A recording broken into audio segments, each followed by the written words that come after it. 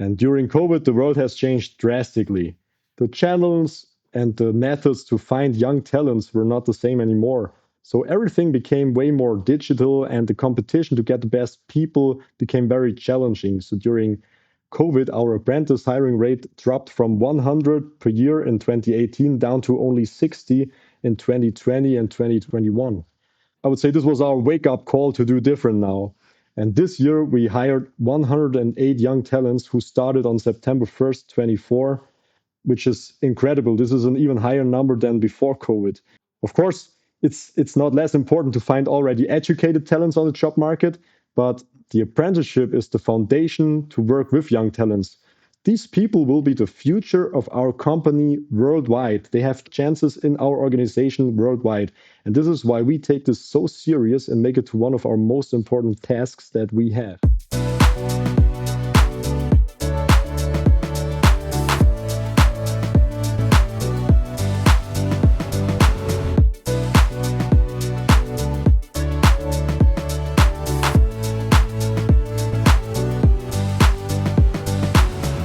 Hello and welcome to yet another episode of the Goldcasting Podcast.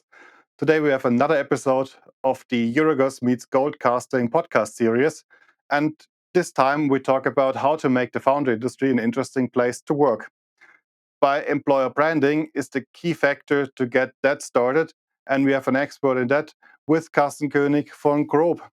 Welcome, Carsten, to the podcast. First of all, thank you very much for inviting me to your awesome podcast. Yeah, as you already mentioned, my name is Carsten König. I'm working with Grob since more than 12 years now, and I'm senior manager for the key accounts in Grob's machining division. Pretty well integrated in the die casting industry, I would say. Yeah. So today we have an interesting topic where we're going to speak about employer branding, one of the themes from the executive circle. And to set the stage a little bit, I would like to read up what the definition was. So a deep breath, embrace yourself, because here it comes and it's pretty lengthy. Employing branding, positioning the die casting industry as an attractive employer for specialists and managers to ensure a continuation of the company, addressing employees outside the traditional die casting community, publishing the diversity of the industry, proactively university marketing through lectures and information events, developing joint training programs, and promoting young talents through mentoring and internships. That was it, right? Wow, yeah, that was pretty short. A lot of stuff to hear about, and of course everything important, but let me try to make it short. For us, it's about attracting talents to be sustainable, successful.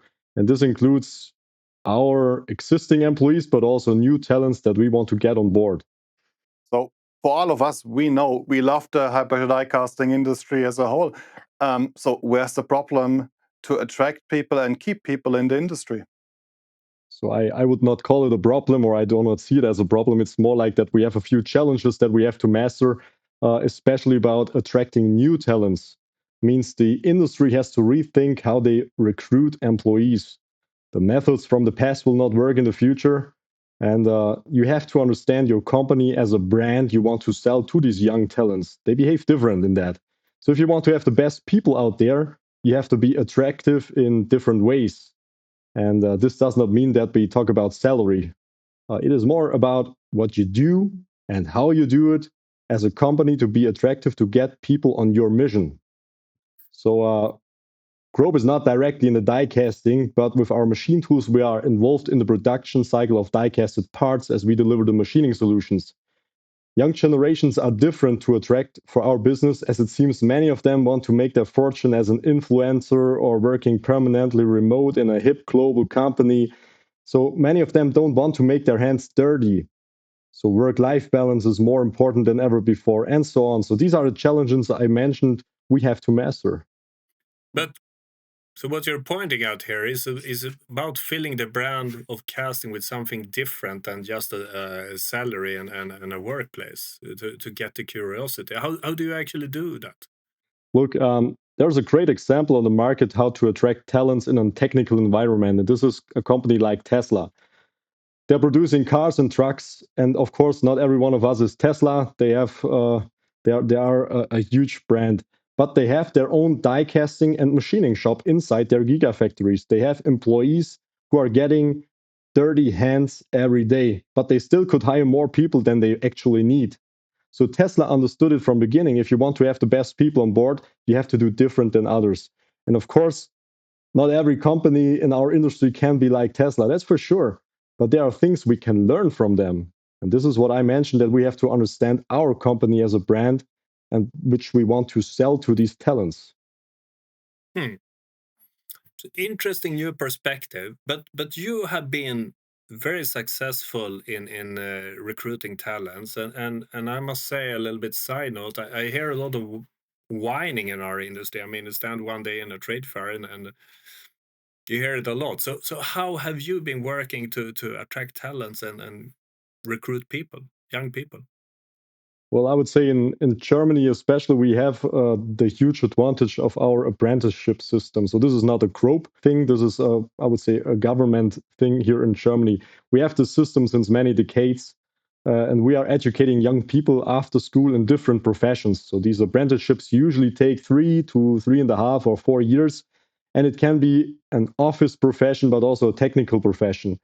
This system has many benefits for all of us. For example, young people do not only learn the profession, but they also learn to know your company and see if this fits. And this is even for the young people, this is more and more important now. They want to see if it really fits.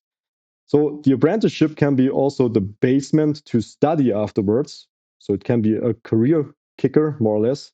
And for the employing company, like in our case, like Grob, it is also great to find talents. And when we take over these people, we know exactly who they are, what they are able to do, and where can we gain the most value for both sides. And this is, I would say, meanwhile, a thing that can be also seen in countries outside of Germany. So it's getting more and more popular. I think many people uh, from Asia, from North America, from South America, they have seen the system in different companies in Germany. So they have seen the system in many companies in Germany, and they want to also adapt to this as they see that people or that the companies find the right people, the young talents for the future. For example, we at Grob, we started in 1990 with our apprenticeship system in our production plant in Bluffton, Ohio, in the United States. United States are known for not anything comparable like an apprenticeship system like we have it in Germany. And we were the first company there. And back then we partnered up with the Rhodes State College in Lima, Ohio, which was pretty close to our production plant. And after the apprenticeship, our apprentice received an official certificate from the state of Ohio. This is something that we established together. I mean, this was not there before. The companies in the United States, and especially in Ohio, in the state of Ohio, they know about this system. And more companies join this club and educate young talents in their company. And we adapted the system not only to the United States back then, we did this also to our organizations in Brazil and in China as well. But you're mentioning Brazil, China, Ohio. I think it's in place to make a small introduction or a short introduction about Grob as well, because now we need to understand the size of this thing and to put it in context. So could you give a presentation of Grob? Sure, Staffan. So we are on a global base, we are approximately 9,300 people. And roughly 5% of these 9,300 people are in this apprenticeship program. The biggest part, of course, is in our headquarters in Mindelheim, Germany, where we have approximately 6,300 employees. But in addition to that, we have further production plants in Bluffton, Ohio, United States, in Sao Paulo, Brazil, in Dalian, China, in Bangalore, India, in Pianezza, in Italy, which is pretty close to Torino.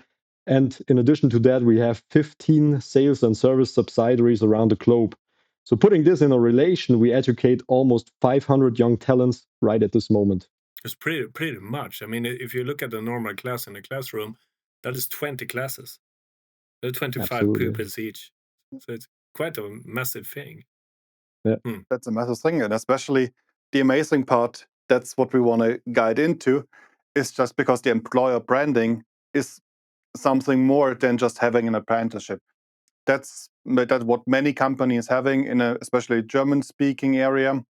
But you do way more, because if you are enter an apprenticeship program, you already know the industry and want to work in that. So how do you get the interest from the young people to be, yeah, I want to work for Grob? Well, there are different tools that we use. One of them is that we see ourselves as a brand. We are a 98-year-old global player and technology leader in the automotive supply chain industry. And this is something where we are proud of. I mean, you can ask almost every single car OEM president or director, they know us, they know Grob. Almost every car and truck on the road has components made on Grob machines. So we see ourselves in our industry as a brand. And another thing is that we are in regular communication with schools and universities around. So we visit every single job fair in a 2-hour radius from our production plants. We regularly visit universities and colleges to introduce the career opportunities with Grob. And of course, a major part of our attraction program is social media. So we speak the language of the young generation. That could need a little bit of an elaboration. Definitely. Because I want to know, I think also for our viewers, what is the difference between just being a big company with more than 9,000 people and being a brand? Because I think it's important to differentiate the two. Well, this is linked to that of course, the market knows us. The automotive industry knows us. We have technologies, solutions that we provide around the globe. As mentioned, the companies know us. And we can also, let's say, we have the contact to all of these OEMs. I mean, who many people have an employee who's in direct communication with BMW, Mercedes, Toyota, Honda, General Motors, Ford, and so on? These are the brands that almost all of the people out there know these brands because they see the cars, the trucks on the road. And we can be a proud partner of all of these companies and their supply chain, or let's say the tier 1, the tier 2 suppliers of these brands. So we see ourselves, due to that fact, also as our own brand in this particular industry. But how do you go to attracting these youngsters? I mean, now we understand how you build up your brand and some of the aspects, but how do you speak the language of the young generation? Yeah, speaking the language of the young generation, that's not that easy. That's something that we also had to learn, but we have already young talents on board due to this apprenticeship program. And they love to work at Grob, and they love to share their impressions and their thoughts, and we call it employee stories.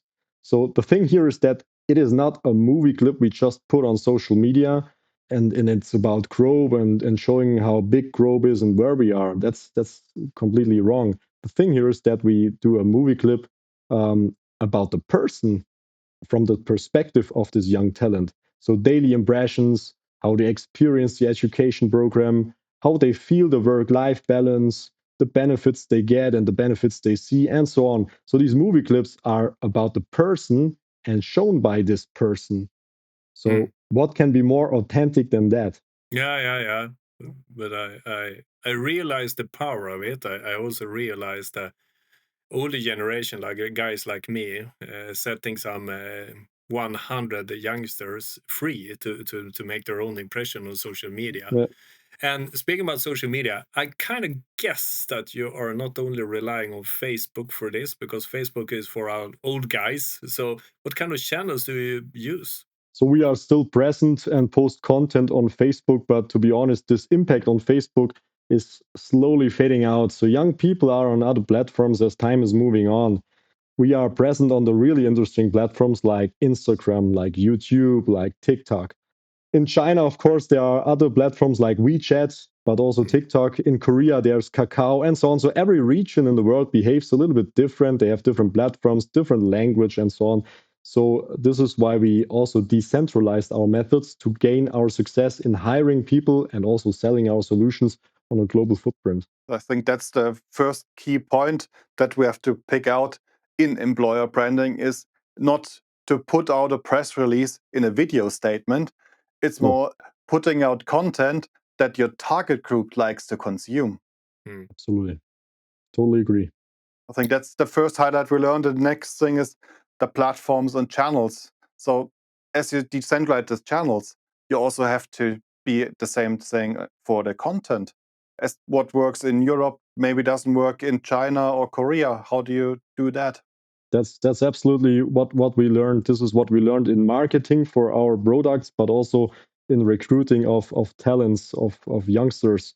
every single region in the world behaves different. They have different culture, they have different languages, they have different platforms, and this is really something that we didn't learn on day one. It took quite a while to find out where are the right places to find the right people on the right platforms. And I would say in meanwhile, we are pretty successful in all the regions. We find many young talents, young people for organization.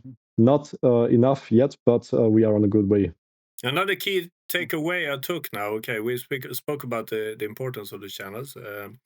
We spoke about being regional, but I think one thing must be pretty much in common for all regions is that is the focus on the person and not the brand name or the technology itself. That you actually focus more on the individual. That must be one of the key factors of success in this program, I guess.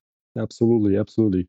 And for us, let's say, it's also important to propose the right package to these individuals, including a future perspective to these talents. I mean, you can always describe your company in a perfect way and the market and the industry and so on. But in the end, you have to give every single person a future perspective. If you want to educate a talent, show them the vision where we want to go together on the long run.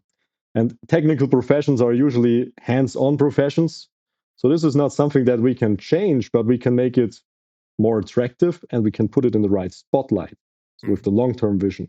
So when you start an apprenticeship at Grob, you will be equipped with the tools you need. So this includes IT equipment like an iPad where you can organize your apprentice stuff, but you can also do private things. So these people can use it also on private purpose. During the apprenticeship of 3.5 years, we offer also a job rotation. This is something that I really like, a job rotation in our production plan. That means we tailor a plan which allows that the apprentice spends time in several different departments of the company. So this gives the apprentice the chance to find his or her perfect place for the time after the apprenticeship and gives the department managers the other way around, the department managers the chance to find top talents for their department. Another program we offer on top of that during the apprenticeship is not job rotation, it is site rotation. So this means that our young talents can spend in the third year of the apprenticeship some time in one of our global facilities. So this exchange program considers Germany as our headquarters, United States, Brazil, and China. And it's not only a cultural experience for these young people, it also supports to create a global network within the Grob organization. So many of these young people will continue working together later on after the apprenticeship, but they do not know it yet. You know what I mean? We bring them now together before they know the importance of it. And another benefit we provide here in our headquarters in Germany, that's, I would say, another add-on for the cosmetic package. The best 3 apprentices every year who leave the program after 3 or 3.5 years, they get a full electric car for 6 months on our cost. So this is an additional motivation to give their best. That's Side note to amazing. that sounds great, and I'm a little bit sorry that this wasn't around in Sweden when I was a youngster. But it must also, for many of them, be the first time that they are away from home.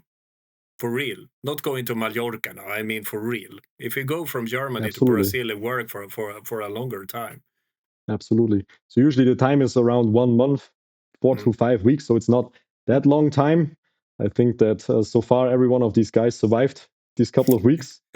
But I think all of them were also very positive afterwards. As I mentioned, it's the cultural exchange. It's the experience that they get. And as you mentioned, some of them have never been overseas before. Yeah. And of course, the network which they will be based on for the next couple of years, or hopefully for their whole entire career at Grob. This is what we can give them to the hands. Must be very efficient for your company, because I mean the automotive industry is a highly internationalized industry. Absolutely. If you work BMW, you can pop up in all 3, 4, 5 continents. I mean they have production pretty much everywhere right now, so that's a great gain. But everything sounds like perfect planning, no problems, A to Yeah. Z, no friction. Hasn't been that all the time, has it? What kind of problems have you and hurdles have you overcome over the years? Of course, I mean, the 5% apprentice share of our total employees numbers, to continue this or even to get back to these 5%, uh, we have to attract approximately 100 young talents every year to join Grob. And during COVID, the world has changed drastically. The channels and the methods to find young talents were not the same anymore. So everything became way more digital, and the competition to get the best people became very challenging. So during COVID, our apprentice hiring rate dropped from 100 per year in 2018 down to only 60 in 2020 and 2021. I would say this was our wake up call to do different now. And this year we hired 108 young talents who started on September 1st, 24, which is incredible. This is an even higher number than before COVID. And for next year, so September 1st, 2025, we already target 115 to 120 new hirings for the apprenticeship program. Of course, it's not less important to find already educated talents on the job market, but the apprenticeship is the foundation to work with young talents. These people will be the future of our company worldwide. They have chances in our organization worldwide. And this is why we take this so serious and make it to one of our most important tasks that we have. Yeah, and also what I think, please correct me if I'm wrong, but what works for an apprentice to build a brand, to showcase what that person can become while working for you, works also for someone that finishes university or even Absolutely. started somewhere else in the industry and wants to join you later. Absolutely. That's exactly the topic. Yeah. How many talents get stolen from you? I mean, you take them in, you filter them out, you say this is a very good talent. Yeah. I mean, if I was the competition, I would go like, standing outside the factory door and look for the guys and give them an offer. Does this happen, or is it a problem or not a problem? Well, I would say yes. The people who are leaving our apprenticeship program, they are very attractive to the market outside. We feel this especially with people we are sending around the globe to do some installation work, for example. Nevertheless, the people who are leaving our apprenticeship program, every single one of them gets, after these 3 or 3.5 years, a job offer from Grob. So we really want to make sure that we find the right job, the right department, the right profession for every single one of them. So it's not like, okay, they're leaving 100 people now, we make 100 times exactly the same profession offer later on. It's really we consider the individual, and when we do our best to find the right place in the company for these people. Sometimes there are some apprentices who reject these offers, but they do not reject Grob. They just want to do, after this apprenticeship, they want to go to university, study something, educate even more, and most of them come back afterwards to Grob. That's home for them. You have created a feeling of home, and Absolutely. yeah. We call them back home then, yeah. Yeah, but it's pretty interesting. I mean, look at the world. I mean, how many people can actually tell about a program like this and the success given the numbers? And again, you hear a lot of whining in our industry, but here you have a company that I would like to say like this, dear listener, if you're complaining about finding talents, listen into this episode and really give it some consideration, because there are so many good young people out there. You find 108 and 115 next year. I bet you there are a few hundred more that are to be found. But maybe it's about the package. Maybe it's about the envelope. Maybe it's about the future and creating a future with these individuals. That actually is the key thing here. So stop whining, guys. Get started. Yeah, whining is not the solution. For us, it's more like tailor the strategy and then act, do something. Yeah. Dare to make a mistake for once in a while. Absolutely. So interesting. Yeah, especially with that branding and development. I already hear the critics in my head telling, yeah, that's easy. There are more than 9,000 people. Of course they can do that. We are just a small foundry with 200 employees. We cannot do that. What's your take on that before I say my critics on that critic? Yeah, so that's what I mentioned. Not every one of us is a Tesla. We are also not a Tesla. We are way, way smaller than a Tesla. So we did what we could do in our bubble, let's say. And also smaller companies. I mean, as mentioned, these employee stories, the authentic part where a young talent at Grob shows the world outside what is he or she doing at Grob, and how they, let's say, how they feel their daily life with Grob, working at Grob, getting educated, and so on. What do you need for that? You just need your young talent, take your smartphone, make a video, and post it on your social media channels. That's something that costs almost nothing. So this is something that every one of us can do.